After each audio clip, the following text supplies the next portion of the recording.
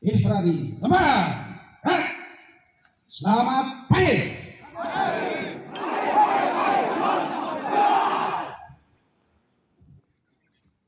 Assalamualaikum warahmatullahi wabarakatuh. Salam, Safe, Om Swastiastu, Namo Buddhaya, salam kebajikan, salam Pancasila. Saudara-saudaraku sebangsa dan setanah air, tanggal 1 Juni 2025 kita kembali memperingati momentum yang sangat penting dalam sejarah bangsa Indonesia.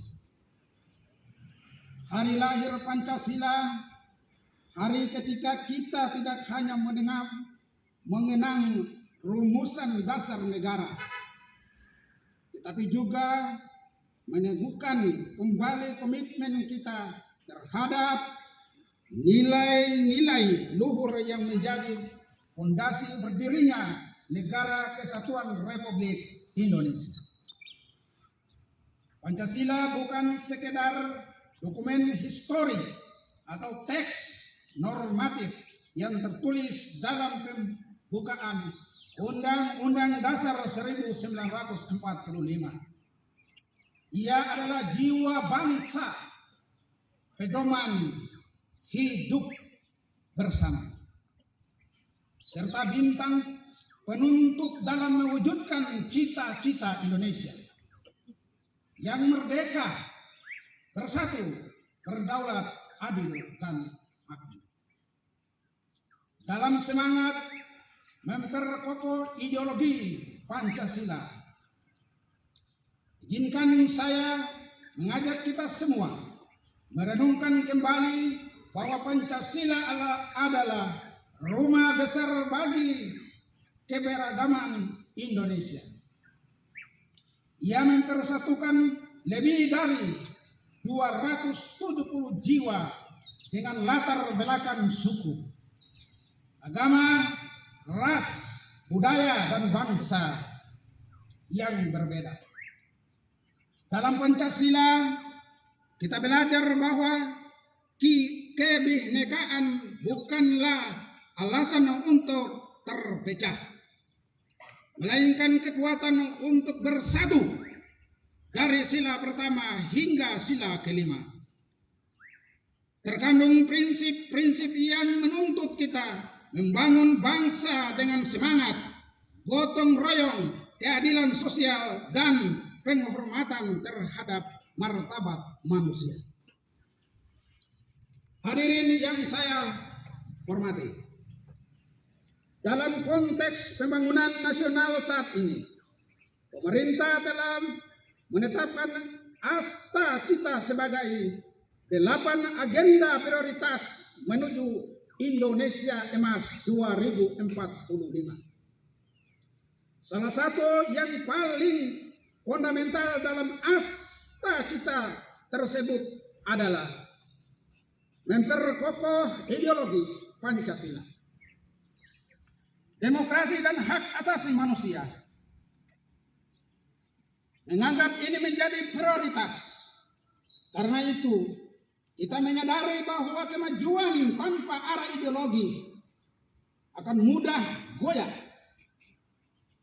Kemajuan ekonomi,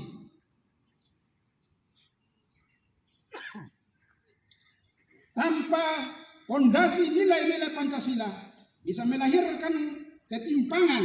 Kemajuan teknologi tanpa bimbingan moral Pancasila bisa menjerumuskan bangsa pada dehumanisasi. Memperkokoh ideologi Pancasila berarti menegakkan kembali bahwa pembangunan bangsa harus selalu berakar pada nilai-nilai ketuhanan, kemanusiaan, persatuan, kerakyatan, dan keadilan sosial. Dalam era globalisasi dan digitalisasi yang semakin kompleks, tantangan terhadap Pancasila pun semakin nyata. Kita menyaksikan penyebaran paham-paham ekstremis, radikalitas, intoleransi, hingga disinformasi yang mengancam kohesi sosial kita. Oleh karena itu, melalui Asta Cita, kita dipanggil untuk melakukan revitalisasi nilai-nilai Pancasila dalam segala dimensi kehidupan. Dari pendidikan, birokrasi, ekonomi, hingga ruang-ruang digital. Dalam dunia pendidikan, kita perlu menanamkan Pancasila sejak dini. Bukan sekedar dalam pelajaran formal, tetapi dalam praktek keseharian. Sekolah dan universitas harus menjadi tempat lahirnya generasi yang cerdas secara intelektual, tangguh secara karakter, dan kuat dalam integritas moral. Di lingkungan pemerintah dan birokrasi, nilai-nilai Pancasila harus hadir dalam bentuk pelayanan publik yang berkeadilan, transparan, dan berpihak pada rakyat. Setiap kebijakan dan program harus mencerminkan semangat kemanusiaan dan keadilan sosial, bukan kepentingan kelompok atau golongan. Dalam bidang ekonomi, kita perlu memastikan bahwa pembangunan tidak hanya dinikmati oleh segelintir orang, tetapi menjadi berkah bagi seluruh rakyat Indonesia. Keadilan sosial bagaimana termaktub dalam sila kelima harus menjadi orientasi utama usaha mikro, kecil, yang menengah, UMKM. Ekonomi kerakyatan dan kooperasi harus terus diberdayakan agar tidak ada warga yang tertinggal dalam kemajuan bangsa. Dalam ruang digital, kita harus membangun kesadaran kolektif bahwa dunia maya bukan ruang bebas nilai. Etika, toleransi, dan saling menghargai tetapi harus ditegakkan. Pancasila harus menjadi paduan dalam berintegrasi di media sosial maupun platform digital lainnya.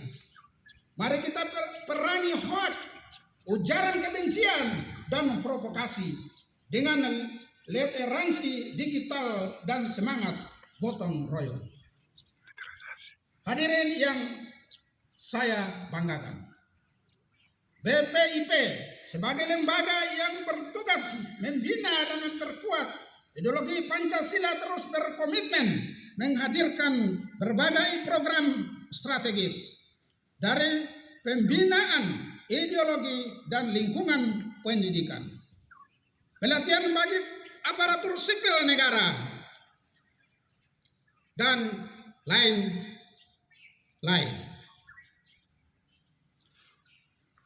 Demikian pidato singkat yang saya bawakan. Wabillahi taufiq wal hidayah. Assalamualaikum warahmatullahi wabarakatuh. Salam sejahtera buat kita semua. Selesai.